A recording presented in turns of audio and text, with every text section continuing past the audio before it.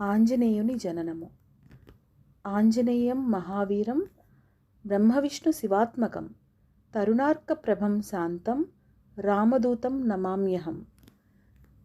దివ్య జ్ఞాన సిద్ధులైన మహర్షులు భక్తి ప్రవర్తులతో స్తోత్రగానములు చేస్తుండగా మర్కట రూపుడై పార్వతీదేవితో క్రీడిస్తున్న మహేశ్వరుడి వీర్యము స్థలనమైంది. భూపతనం కానున్న ఆ శివాంశని ఆకుదోనెలో పట్టిన వాయుదేవుడు. అంజనీ త్రిలోక పూజ్యుడు కానున్న ఆ రామవంటుకి జన్మనివ్వబోతున్న మాతృమూర్తివి నువ్వే. నా వాయుస్పర్శతోటే నీ సద్యోగర్భస్థురాలివి అయ్యావు. ఇదిగో శివప్రసాదం, నీ పూర్వజన్మ పుణ్యఫలం స్వీకరించు అని పలికాడు. అనూహ్యమైన తన్మయావస్థలో ఉన్న అంజని ఆ శివఫలం భక్తితో స్వీకరించింది. అప్రయత్నంగా రామ్ రామ్ రామ్ అంటూ రామనామాన్ని స్మరిస్తూ తన పూజాఫలాన్ని అంగీకరించింది. అంతే, శివఫలం గొంతు జారి గర్భంలోకి చేరగానే అంజని గర్భ దివ్య తేజస్సుతో నిండిపోయింది.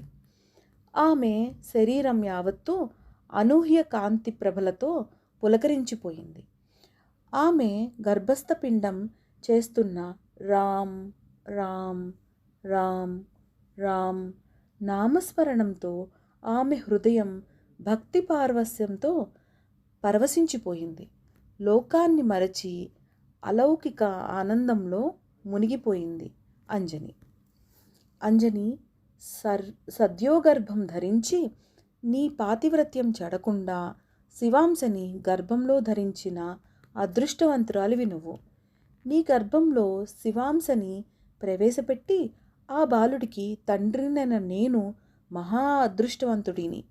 అంజనీపుత్రుడై అవతరించే నీ కుమారుడు వాయుపుత్రుడు అన్న నామంతో విఖ్యాతి చెందుతాడు.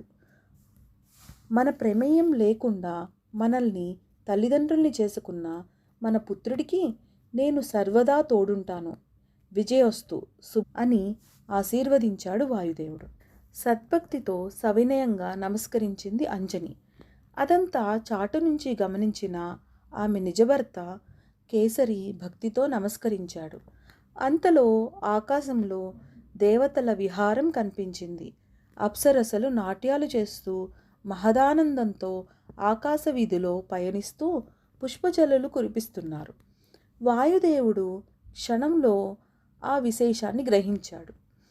ఆ రోజు చైత్రమాసం శుక్లపక్షం జయవారం నవమి తిథి పుష్యమి నక్షత్రం.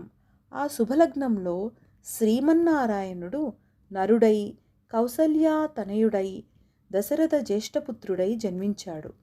లోకాన్ని రక్షించడానికి నారాయణుడు రాఘవుడై రాముడై అవతరించాడు.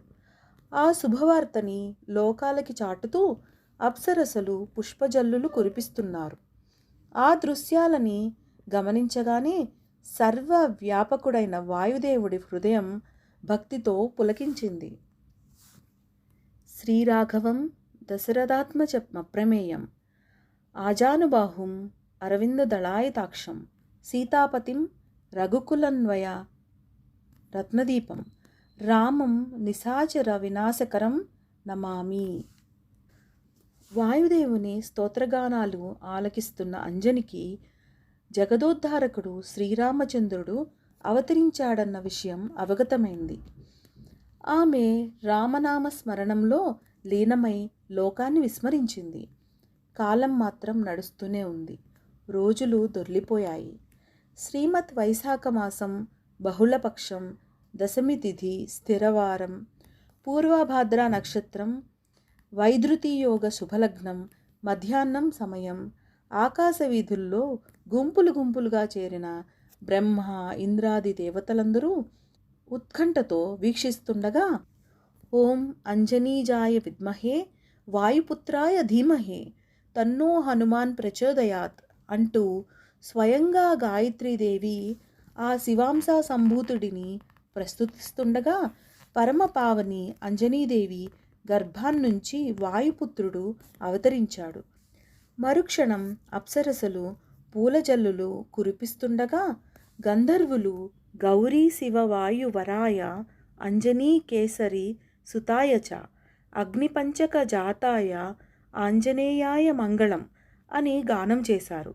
తథాస్తు తథాస్తు అన్నారు బ్రహ్మేంద్రాదులు పుష్పాక్షింతలు జల్లుతూ. దివ్యమంగళ దేహాయ పీతాంబరధరాయ చ తప్తకాంచన వర్ణాయ ఆంజనేయాయ మంగళం.